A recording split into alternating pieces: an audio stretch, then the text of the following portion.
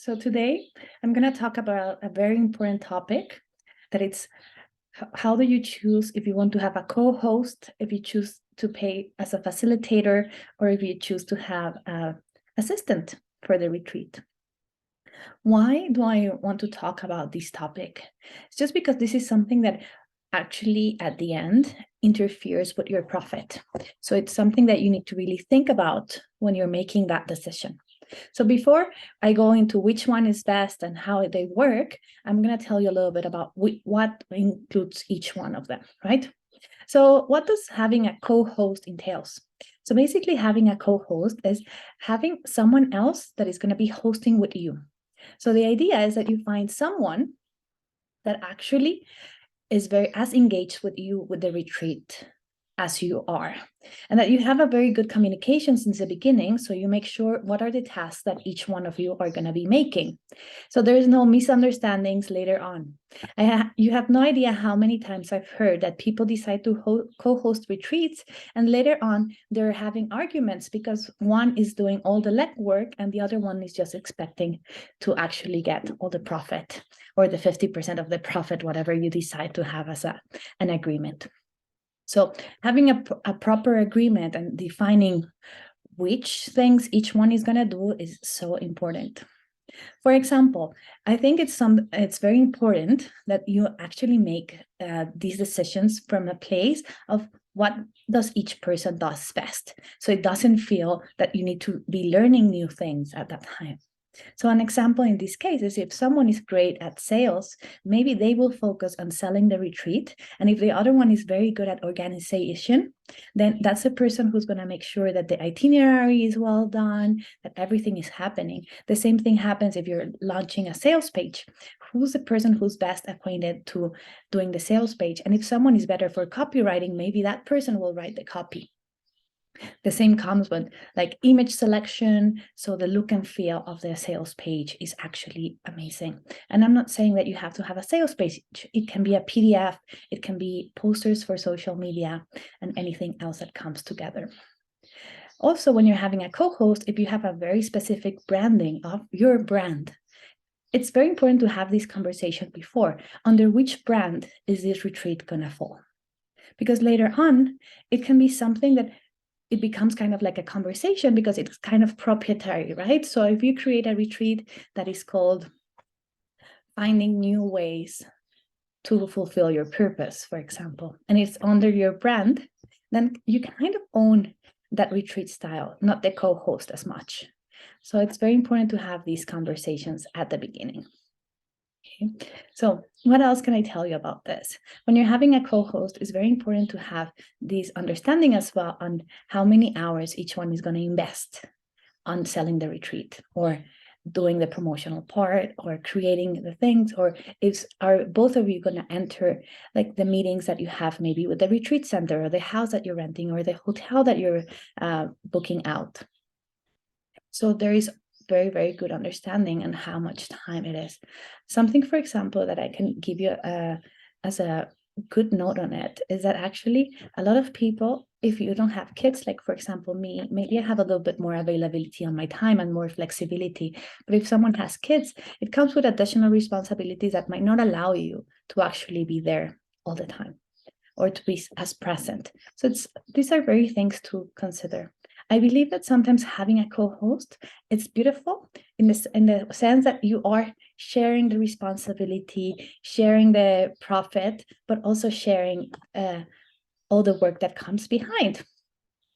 For me, sometimes this is a very good way to start if you're not completely sure of what you're offering or if it's going to sell. And that will give you kind of like a safety blanket. So sometimes collaborations are absolutely amazing at the beginning of your journey, but also go back if you've done a lot of this and think, do I still need to be doing always collaborations or just in specific times? And then I can go on my own and host my own retreats. It's all about the same place of worth and knowing if we are in the right space or not. And I love collaborations and teamwork.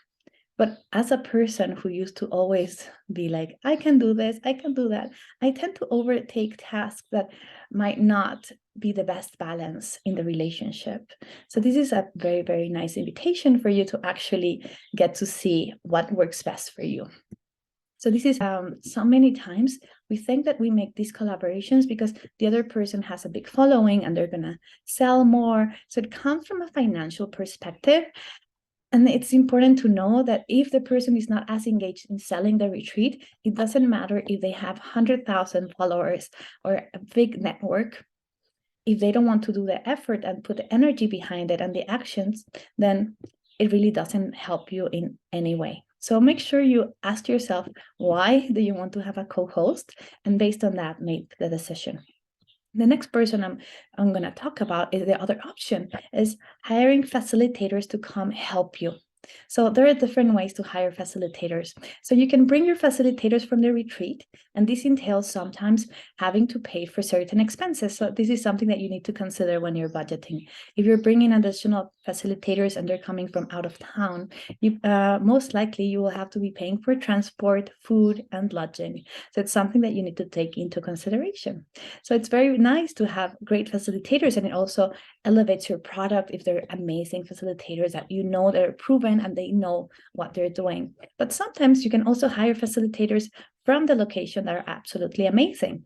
And there are different ways to find them, right? So many times you can actually ask the retreat center to help you with that. And they probably have additional activities that they can offer. And it's people they work with on a regular basis. So you can trust that they are good. And you can always ask for their bios and information for a meeting on the phone, just to actually get to know them and feel the energy of what they will be offering.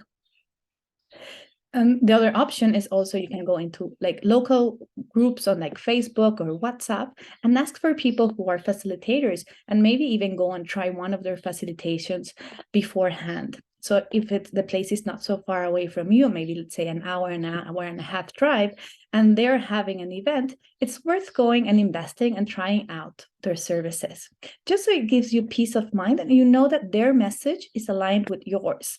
Because something that can be horrible in a retreat experience, if you're teaching something, a technique, and then the facilitator comes and says, well, that's not the right way. It doesn't look like you really did your proper research. So these are the two options for facilitators. They are great in the sense that you don't have to co-host, so you don't have to split the profit. You're just paying a fee.